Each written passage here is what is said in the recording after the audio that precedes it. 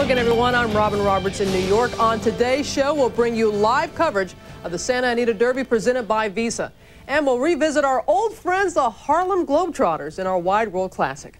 But first, we begin our Valvoline Professional Boxing Series this month with our first visit to South Africa in almost 2 decades.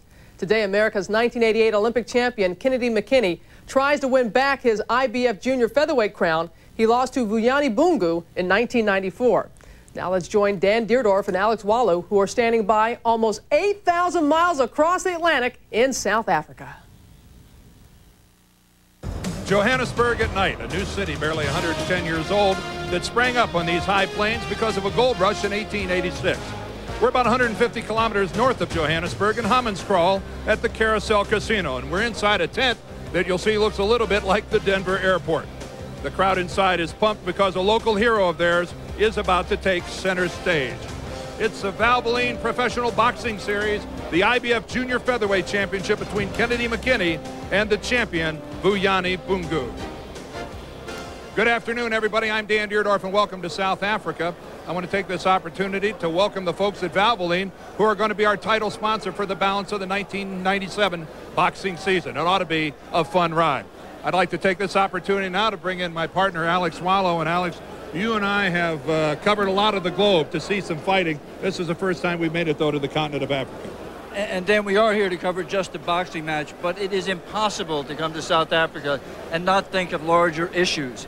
Despite the monumental changes in recent years, and despite the great hope for the future, when you think of South Africa, you are flooded by an endless series of negative images from the not-so-distant past. Apartheid. 44 years of institutionalized segregation.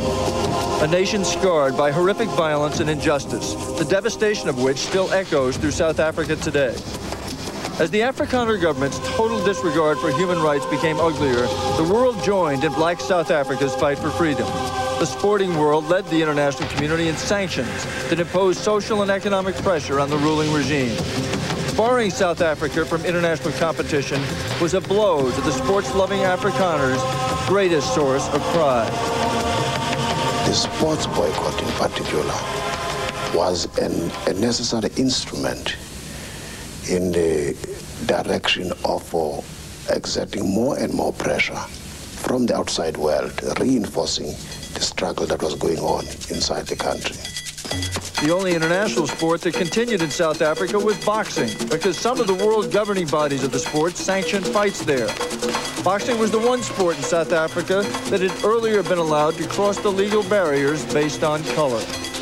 And the gong sounds the start of this history-making boxing match. Not only a world title fight, but the first confrontation between a black man and a white man in a professional sporting event in South Africa. Some apartheid opponents said this token integration allowed the government to avoid real change. But for the black boxers, the victories were a source of honor and pride. One man who embodied honor and pride for black South Africans competed as an amateur boxer in his youth. Nelson Mandela later emerged as one of the leading voices for change in South Africa and was targeted for years by the government until he was finally sentenced to life in prison. But Nelson Mandela refused to break. He became South Africa's symbol of peace and hope. By 1990, change was inevitable, with only 16% of the country's population white and economic and social isolation immobilizing the country. Nelson Mandela was set free after 27 years. 2 years later, apartheid was abolished. Today, we have closed the book on apartheid, and that chapter is finally closed. Integration in sports is a symbol of the new South Africa. Sport in general has that capacity to break those artificial walls that have kept the people of this country apart. You take those young men into that frame, they immediately forget about their cultural, linguistic, or even racial backgrounds. They see themselves as athletes. That's what apartheid had denied them for very many years in the past. Many South Africans believe the sports boycott played a role in the transition to democracy, and it would be wonderful if it played a role in the reconciliation and the healing process as well. Dan? Nicely done, Alex. Well, the crowd is pretty excited. They know the main event is right around the corner. They're rooting for their hometown hero, Vuyani Bungu, the IBF Junior Featherweight champion. He's making his 8th title defense. He resides in East London, which is down on the southeast coast of South Africa.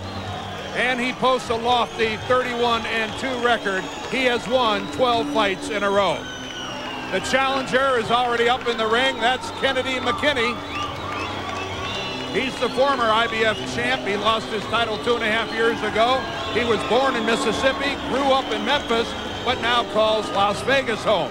He has a record of 32-1. Well, both Bungu and McKinney have been on the boxing scene for over a decade, but really more so for Kennedy McKinney, it has been a very up and down ride. Kennedy McKinney first made a name for himself as an amateur boxer at the 1988 Olympics in Seoul, where he put on a tremendous performance in the finals to become the first American boxer in 84 years to capture the bantamweight gold medal. He turned pro the next year, but his career seemed over almost before it began.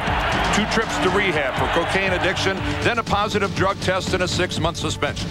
But he battled back, resumed his career, and in 1992 challenged South African Welcome Nita for the title. Round 11, well behind on points, McKinney seemed on the verge of getting knocked out. But he recovered, and later on in the same round, needing a knockout to win, McKinney unloaded that classic right hand that resulted in a 1-punch knockout and a world championship belt. He successfully defended his title 5 times before taking on another South African, Vuyani Bungu. At the time, Kennedy was unbeaten and considered one of the best fighters in the world, and Bungu just another stepping stone. But the unheralded South African upset the odds, out-hustled and outboxed the champion to capture a unanimous decision and return the title to South Africa. It was a convincing win, but Vuyani feels he still has something to prove. You know, when I did training, you know, the people, you know, didn't believe it, you know. So that's why I'm saying it's a big fight here, because they wanna prove it, whether it was a fluke or what, and I'm gonna prove them wrong, you know. This guy was never supposed to beat me. I'm 31 years of age now, and so I'm getting up in age. I ain't gonna say I'm old, but I'm getting up in age for this sport. But I just need to go out and prove myself. I need to prove it to me that it was a fluke, which I know it was, because I didn't give my best effort in training.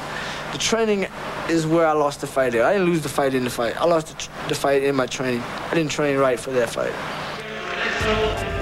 Coming up, the IBF Junior Featherweight Championship right after this. ABC's Wide World of Sports brought to you by Valvoline Durablend, the #1 selling semi-synthetic motor oil. The Nicoderm CQ Stop Smoking Patch. You bring a commitment, CQ brings the rest. Degree, the body heat-activated antiperspirant and deodorant. And Budweiser, Beechwood Age for a crisp, clean, classic taste.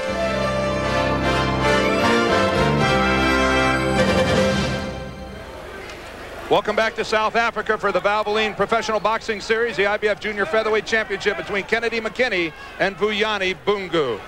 Let's take a look at the tail of the tape. You'll see both of these guys very similar. McKinney 1 year older than Bungu. Nobody had problems making the weight, the reach not a factor. The IBF rules are in effect for this afternoon's fight. Scoring is on a 10-point must system. The 3 knockdown rule is not in effect. Neither is the standing 8 count. A boxer cannot be saved by the bell in any round, and only the referee can stop the bout. And the referee for this afternoon's fight is Stan Christodoula. This is his 79th title fight. And he is one of the very, very best, Dan. And we are underway in Hammanskraal, South Africa. Vuyani Bungu wearing the blue shorts with the stars on them. Kennedy McKinney in the red and the yellow. Both men notoriously slow starters. McKinney on the right of your screen, the American, lost convincingly in their first fight 3 years ago. Knows he must raise his performance considerably, Dan, in order to come away with the belt. He said he took Bungu too lightly the first time. He has no excuses this time. He's trained hard, he's focused. He knows this is just an absolute must-win for him, totally a crossroads fight. He has had to travel many miles to fight Bungu. He fought him and lost his title in this very ring in August of 1994. This fight was originally scheduled for March 1st in Biloxi, Mississippi. Bungu had to postpone the fight because of an injured right hand, something that McKinney vocally disputes. Both men much more tentative. Bungu especially much more tentative than he was. In the first fight, he jumped right out and went right after the then champion Kennedy McKinney on the right. This time, Vuyani seems a little bit more tentative. Not as much movement and not as many punches. He is a fighter that fights from the crouch, so expect him to remain in that stance most of the fight. You see the head movement he shows there, bending from the waist and then coming up punching. Good jab there by Bungu. Right. He is a very difficult opponent, Dan, just to land one punch on, and it is another good jab, scoring a point. And he really is difficult to hit with a combination. The opponent tends to get discouraged. Kennedy McKinney can